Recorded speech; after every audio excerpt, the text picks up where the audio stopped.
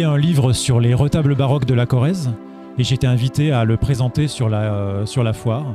Donc c'est la deuxième fois que je viens à Brive pour la foire du livre. J'étais déjà venu en 2002, donc je suis très content de revenir un peu plus de 20 ans plus tard.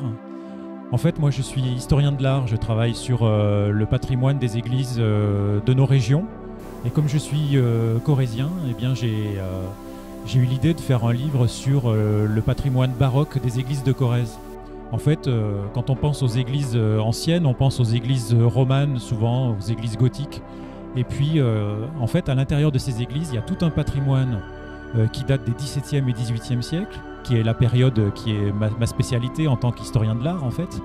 Et ces périodes nous ont laissé des constructions absolument phénoménales, des retables, des tableaux, évidemment une profusion baroque décorative, de la dorure, de la peinture. Donc c'est pas quelque chose que les gens forcément apprécient au premier abord, mais que voilà, moi avec mes ouvrages, je les aide à apprécier ce type de patrimoine-là. Et il y a quelques années, j'avais publié un premier ouvrage qui s'appelait Trésors baroques en Périgord, qui avait très bien fonctionné aussi et qui permet de découvrir le Périgord grâce toujours à ce patrimoine baroque. Et on m'a dit, et ça fait très plaisir, qu'en fait j'avais inventé un patrimoine, c'est-à-dire que c'était même pas dans l'idée générale que ce thème de la sculpture baroque pouvait être une voie de valorisation du patrimoine local, en fait.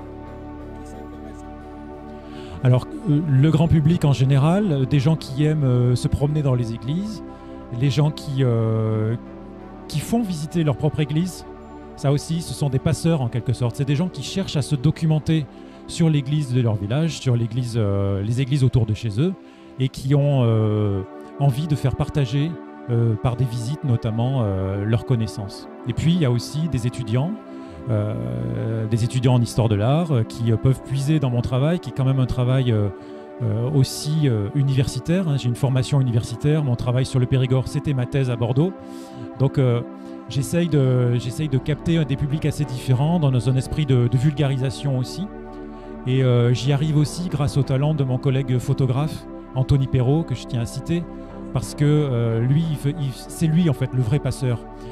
C'est par lui que les gens viennent au livre, c'est par lui que les gens rentrent dans le livre et ensuite, éventuellement, ils vont lire le texte. Mais la photo et la belle photo d'art, la belle photo artistique, c'est ce qui va permettre au public d'apprécier ces éléments de sculpture qui ne sont pas forcément bien visibles quand on va dans une église, parce que l'église n'est pas bien éclairée, parce que ce sont des petits détails qu'on ne voit pas, qui sont au fond. Et c'est vraiment le photographe qui va révéler tous ces trésors.